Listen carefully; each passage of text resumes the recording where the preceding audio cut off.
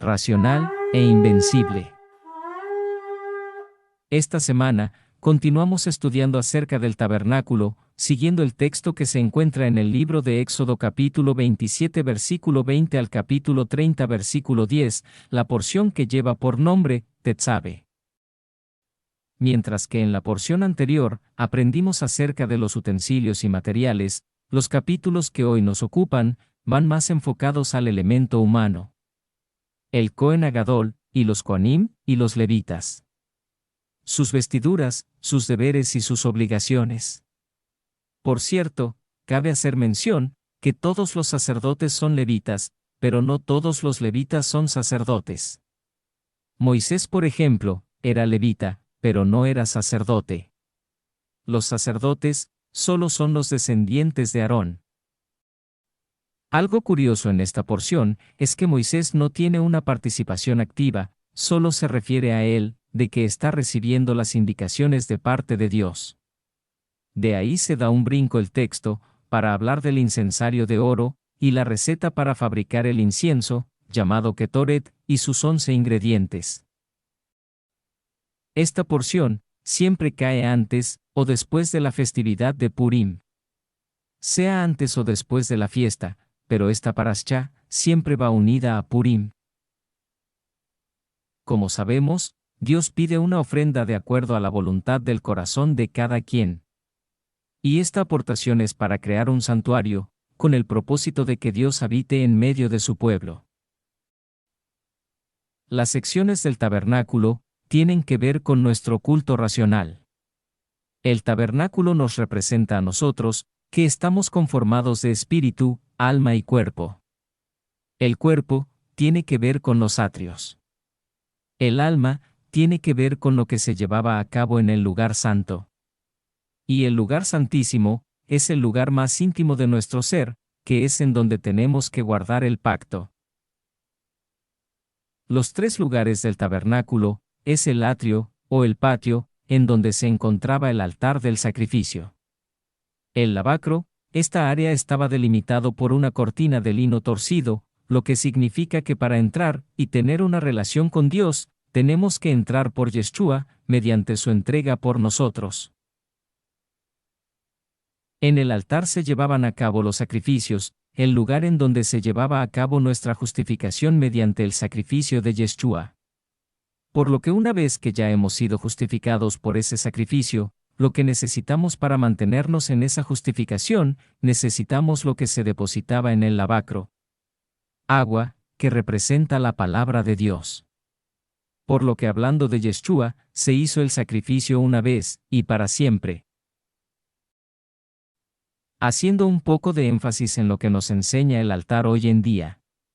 La palabra hebrea para altar es Mitzbeach. Se compone de las letras Mem, Zain, Bet, Yet. La Mem es la inicial de Mejila, que significa perdón. La Zain es la inicial de Tzehut, que significa mérito. La Bet es la inicial de Beraja, que significa bendición. La Yet es la inicial de Jaim, que significa vida.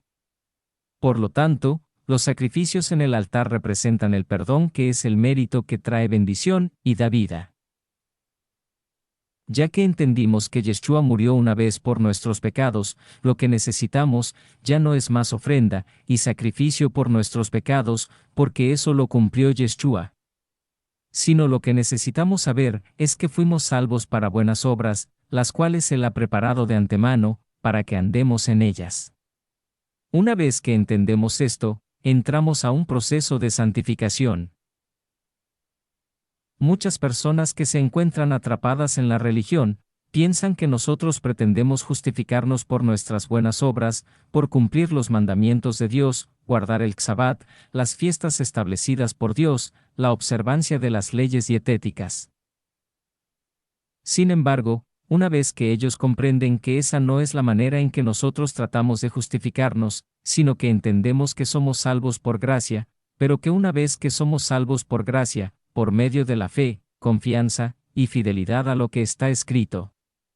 Y lo que está escrito, dice que necesitamos derramamiento de sangre, Por lo que una vez que ya fuimos perdonados, y que Yeshua pagó el precio, lo que necesitamos es lo que se encontraba en el lavacro. El agua para estarnos limpiando. Esa agua, es la palabra, y es lo que nos hace mantenernos en santidad, apartados. Y una vez que somos justificados por la fe, tenemos como fruto la santificación, y como fin, la vida eterna. La Biblia dice que el fruto de haber sido justificados, es la santificación. Justificados por la fe, es la fidelidad a la palabra de Dios. La santificación es nuestro fruto. Nuestro fin por la justificación, es la vida eterna. De manera que el fruto, va a cumplir su función. La única manera de saber si una persona ha sido justificada por Dios, es que esa persona se esté santificando. Porque eso es una señal inequívoca que la persona tiene perfectamente definido su propósito, y sabe que es la vida eterna. Romanos 2:13. Porque no son los oidores de la ley los justos ante Dios, sino los hacedores de la ley serán justificados. En el lugar santo, se encontraba la mesa de los panes de la presencia, lejem panim, la menorá, y el incienso, así que en el lugar santo, era donde se llevaba a cabo el servicio sacerdotal. En donde se encontraban 3 elementos. 2 elementos espirituales, y un elemento físico, material, lo que nos enseña que no tenemos que divorciar los elementos físicos de los espirituales. Dios sabe que somos personas de carne y hueso. Que necesitamos comer. Y en el lugar santo, que es un lugar de servicio espiritual, se encuentra una mesa de panes, lo que nos da confianza de que Dios está al pendiente de nuestras necesidades. Y en esa mesa, se encontraban 12 panes, representando a las 12 tribus de Israel. Con esto, el mensaje de Dios para nosotros, es que Él sabe que nosotros tenemos necesidades, y por eso, Él nos provee. Lo único que tenemos que hacer es, confiar en Él. Cada Shabbat, los sacerdotes cambiaban el pan, y lo comían como recién hecho, siendo este otro de los milagros que sucedían en el tabernáculo. Del otro lado, estaba la menorá, que representa a Yeshua, y estaba iluminando el servicio. Lo que representa que todo el servicio que hagamos para Dios, tiene que estar iluminado por Yeshua. Lo que implica su elemento espiritual. Y también está el altar del incienso con especias de hierbas, y todo el lugar santo, olía muy agradable, y que tiene un efecto espiritual. De manera que si nosotros somos sacerdotes, y a ese lugar, solo podían entrar los sacerdotes, entonces lo que tenemos que pensar es en cómo es nuestro servicio cada día, pues nuestro servicio tiene que ser agradable en cuanto a aroma, tiene que ser iluminado por lo que hizo Yeshua, y confiados en que Dios suplirá todas nuestras necesidades. Por último, en el lugar santísimo se encontraba el arca del pacto, y dentro del arca se encontraban las tablas de la ley, la vara de Aarón que reverdeció, y la vasija con el maná. Y cuando Moisés terminó su obra, puso al lado del arca, el Sefer Torá, es decir, el rollo de la ley, lo que sería la Torá, y la Teudá. Esta última, es el testimonio que son las piedras, y la Torá que son todas las instrucciones. Demostrando que Dios es real, y se ha manifestado a nuestra vida. Por eso nosotros, al guardar su ley, damos testimonio de que Dios es real. Recordemos que en la ofrenda para crear el tabernáculo, Dios pide oro, plata y cobre. Estos materiales tienen un motivo espiritual muy grande. El oro es Tzahav. Su valor numérico es 14. Mismo valor numérico de David. La plata es Gesef. Su valor numérico es de 160. Y hace referencia a Jehosef. El cobre es Nehoshchet. Su valor numérico es 758. Mismo que la unión de los nombres de Noag y Set. Estas referencias hacen alusión al nivel más bajo de santidad, por los pecados en los que cayeron estos 4 personajes, y que son los pecados que se redimen con la ofrenda continua, para formar así en el pueblo de Israel el carácter de estas 4 almas, cumpliendo así lo que está escrito en 1 Corintios 1:25 al 29. Porque lo insensato de Dios es más sabio que los hombres, y lo débil de Dios es más fuerte que los hombres. Pues mirad, hermanos, vuestra vocación, que no sois muchos sabios según la carne, ni muchos poderosos, ni muchos nobles. Sino que lo necio del mundo escogió Dios, para avergonzar a los sabios, y lo débil del mundo escogió Dios, para avergonzar a lo fuerte. Y lo vil del mundo y lo menospreciado escogió Dios, y lo que no es, para deshacer lo que es. A fin de que nadie se jacte en su presencia. Entonces, cuando se han redimido los pecados en los que cayeron estos 4 referentes de la historia bíblica, quedan sus virtudes, y de esas virtudes se define la personalidad del Mesías. Un hombre conforme al corazón de Dios como David. Irreprensible ante Dios como José. Pregonero de justicia como Noé. Y leal a Dios como Set. De la aportación que pide Dios de oro y de cobre, se forman 2 altares, uno de oro y otro de cobre. Estos estaban en lugares diferentes dentro del tabernáculo, y no recibían impurezas. Aunque no se ve una conexión directa entre ambos altares, en algo coinciden. Ninguno recibe impurezas. Esto tiene que ver con nosotros desde 4 ángulos importantes. A pesar de ser distintos y estar en lugares diferentes, ambos forman parte de un proyecto divino. Y cada uno tiene su parte de Torá, que debe de cumplir. Así nosotros, si estamos en el pacto, tenemos Torá por cumplir y somos parte del proyecto de Dios. Por lo tanto, eso hace que aun siendo distintos cada uno de nosotros, y estemos en distinto lugar, todos seamos igualmente puros. Nosotros somos tabernáculo de Dios, y todo lo que hay dentro de nosotros, son utensilios o herramientas para servir a Dios, pero lamentablemente, muchos llegamos a utilizar esas herramientas para algún beneficio personal, a veces bueno, o a veces malo. Sin embargo, eso no cambia nuestra esencia y función como tabernáculo de Dios, y parte del proyecto divino. Porque estar en este camino de fe, nos hace tener restricciones respecto al mundo, y cuando utilizamos mal esos utensilios, viene el arrepentimiento, y eso malo que hicimos, lo quemamos en el altar de cobre, para posteriormente, consagrar con alegría, esas restricciones en el altar de oro. Si la aportación hablaba de oro, plata y cobre, ¿por qué no hay un altar de plata? Cada altar representa también la condición de un tipo de persona. El altar de oro representa a la persona rica. El altar de cobre representa a la persona pobre. Pero ambos siempre piensan en lo mismo, la riqueza. El rico piensa en lo que tiene y el pobre piensa en lo que le falta. Cada altar representa un servicio a Dios, y de acuerdo a ese servicio, la persona demuestra su fidelidad a Dios, y Dios responde a esa fidelidad. Si el rico es fiel a Dios, le quitará al infiel, para dárselo al rico, y si el pobre ha sido fiel en lo poco, Dios lo pondrá en lo mucho. Lo más profundo de un creyente es su entrega a Dios por medio del pacto. Y eso es algo que nunca cambia, su relación con Dios es permanente a pesar de los tropiezos.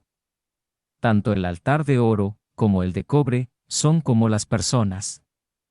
Que cada persona tiene su existencia propia, pero lo más importante es lo que Dios quiere de cada uno.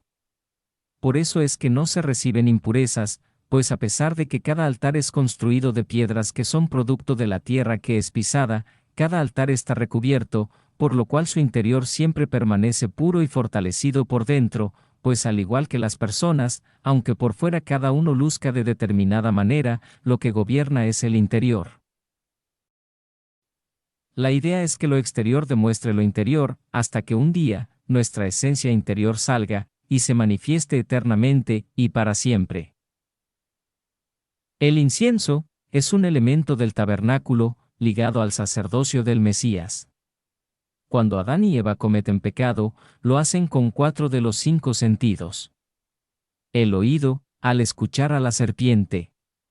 La vista, al ver el fruto prohibido y codiciarlo. El tacto, al tomar el fruto prohibido. El gusto, al probarlo y comerlo. Pero no utilizan el sentido del olfato. Por lo cual, el sentido del olfato quedó inalterado. Justo el sentido donde Dios nos da el aliento de vida. Génesis 2:7. Entonces Dios formó al hombre del polvo de la tierra, y sopló en su nariz aliento de vida, y fue el hombre un ser viviente. En la vida, hay una guerra permanente entre lo absoluto contra lo relativo.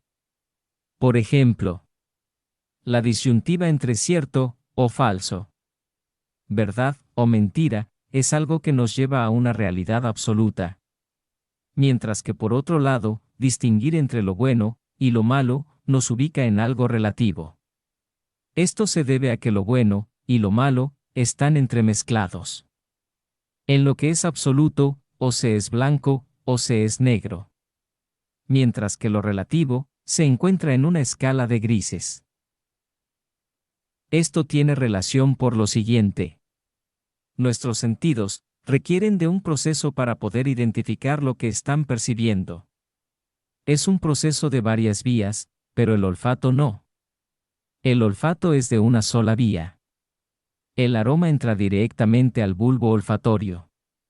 En el olfato está el sistema límbico llamado circuito de las emociones y conductas, por eso no es casualidad que en el principio Dios insufló el aliento de vida por la nariz del hombre, y que este sistema se haya mantenido prístino en relación al pecado original.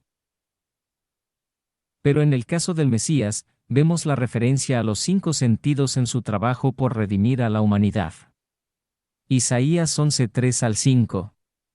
Y le hará entender diligente en el temor de Dios. No juzgará según la vista de sus ojos, ni arguirá por lo que oigan sus oídos. Sino que juzgará con justicia a los pobres, y arguirá con equidad por los mansos de la tierra, y herirá la tierra con la vara de su boca, y con el espíritu de sus labios matará al impío.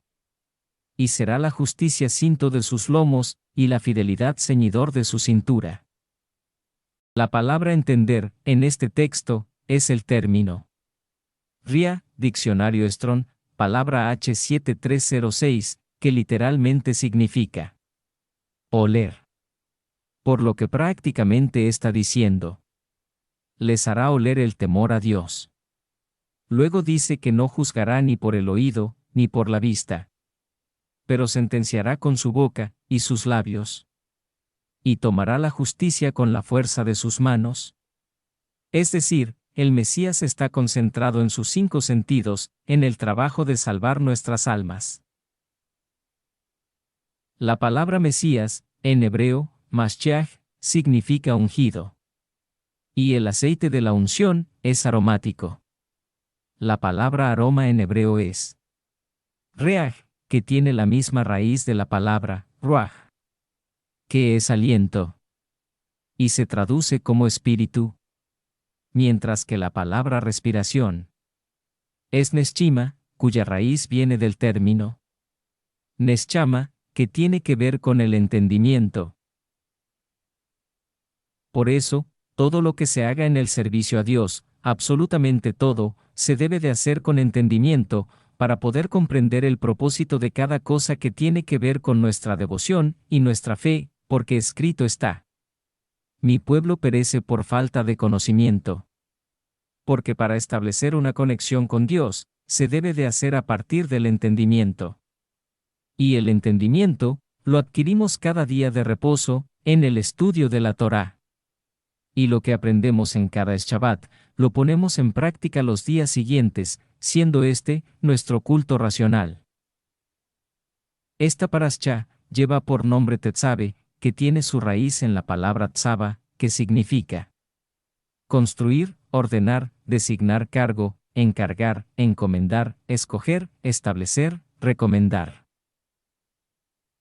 La porción empieza con la indicación de que los hijos de Israel todos traigan el aceite puro para las lámparas y alumbrar el tabernáculo. Dios da la orden a todo el pueblo, y no solo a los levitas y sacerdotes, porque Dios involucra a todos en el servicio de alumbrar. Porque todos estamos llamados a ser Or, Hagoyim, luz a las naciones. Si la menorá no alumbraba a los sacerdotes, no podían ejercer su labor. Así también hoy en día, si las personas que reciben el conocimiento de la Torá no practican, ni comparten su conocimiento, entonces el sacerdocio no sirve, porque no causa confianza, pues no genera reacción. Éxodo 27:20. Y mandarás a los hijos de Israel que te traigan aceite puro de olivas machacadas, para el alumbrado, para hacer arder continuamente las lámparas. La frase textual que aparece al inicio es: y tú mandarás. En hebreo es Beata, Tetzabe. El valor numérico de esta frase en hebreo es 1085. El mismo valor numérico del versículo de Levítico 10:10. Para poder discernir entre lo santo y lo profano, y entre lo inmundo y lo limpio. Esto nos enseña que el ejercicio de alumbrar a los demás se hace compartiendo y practicando Torá.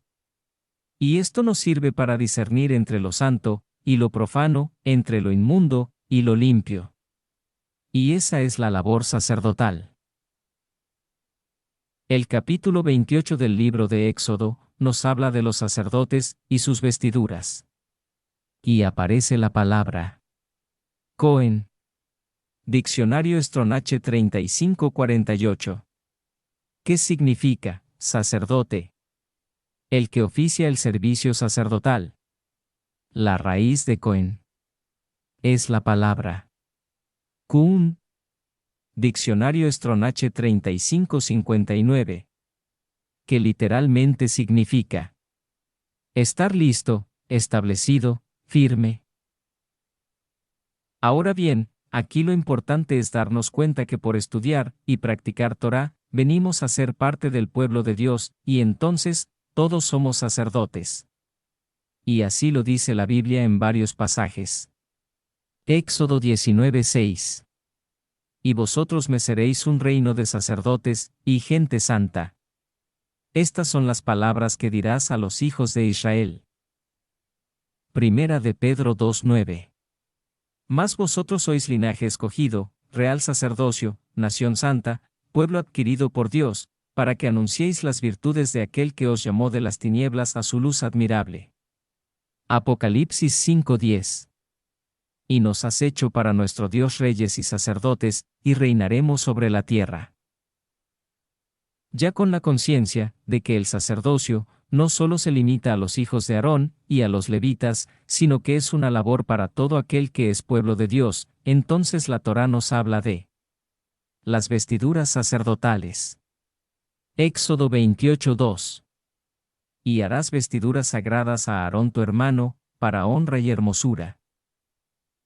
La idea de las vestiduras sacerdotales no era con el fin de que el sumo sacerdote y los sacerdotes del santuario llamaran la atención, sino que la vestidura representaba la gloria y la hermosura de Dios. La palabra honra es la palabra kabod y la palabra hermosura es la palabra tiferet. Ambas tienen que ver con algo que tú le vas a dar a Dios, es decir, la vestidura sacerdotal tenía el propósito de darle honra a Dios. Los líderes religiosos de hoy en día se visten para llamar la atención hacia ellos. Pero en el caso de los sacerdotes en el tabernáculo, era para darle honra y gloria al Señor. Los elementos de la vestidura sacerdotal sí eran costosos, porque tenían que ver con el plan de redención de Dios.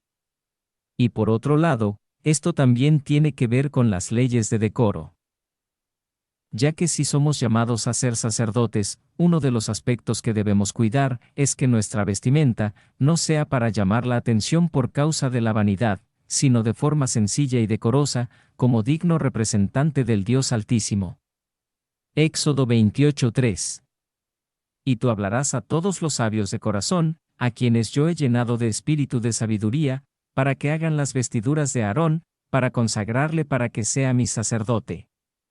Las vestiduras que harán son estas: el pectoral, el efod, el manto, la túnica bordada, la mitra y el cinturón. Hagan, pues, las vestiduras sagradas para Aarón tu hermano, y para sus hijos, para que sean mis sacerdotes. Tomarán oro, azul, púrpura, carmesí y lino torcido. En total eran 7 prendas.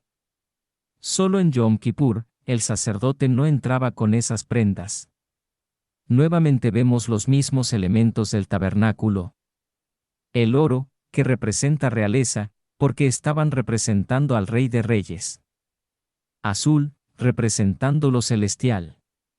La púrpura, representando la realeza de Dios. El carmesí, estaba representado el sacrificio de Yeshua. Y el lino torcido, representando que su vida la están entregando, así como Yeshua la entregó. En la carta a los Efesios, el rabino de Tarso Saulo, conocidísimo como Pablo, hace referencia a la porción de la Torá, que habla de las vestimentas sacerdotales. Y para explicar el misterio de cada prenda, hace la analogía de una armadura.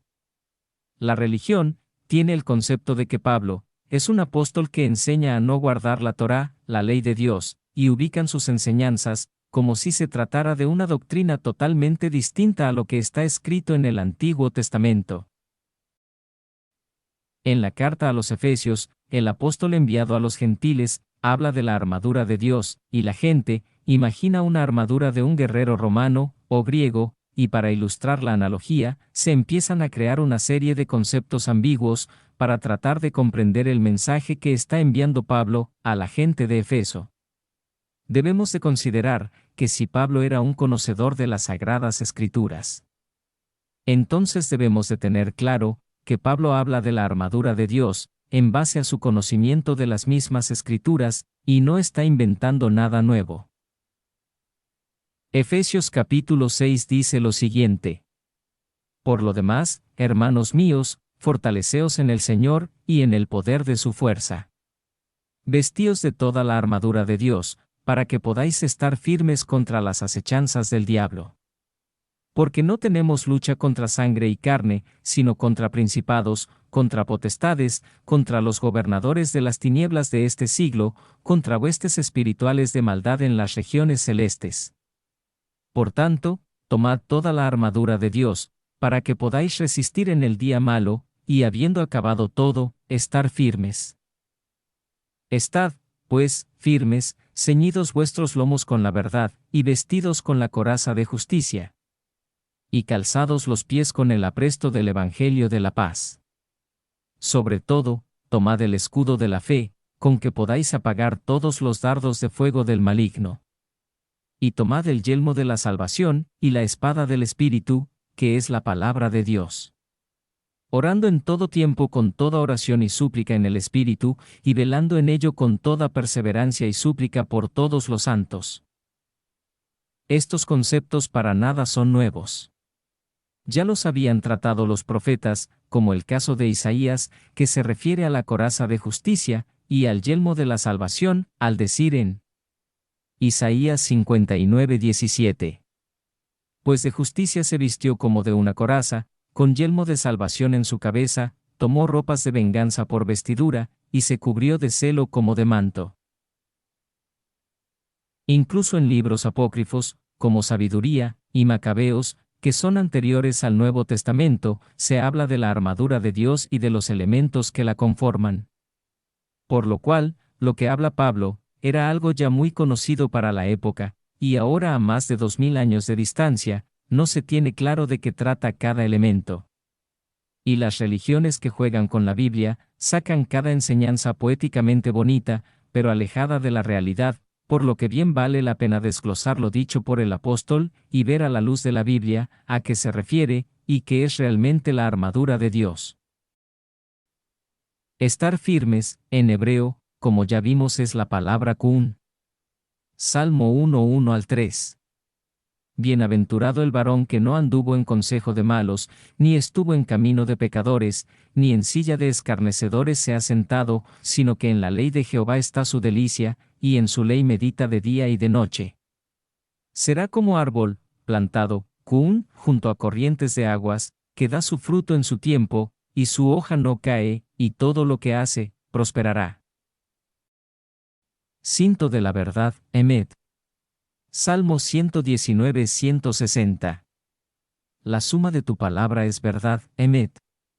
Salmo 119-142. Y tú leyes la verdad, Emet.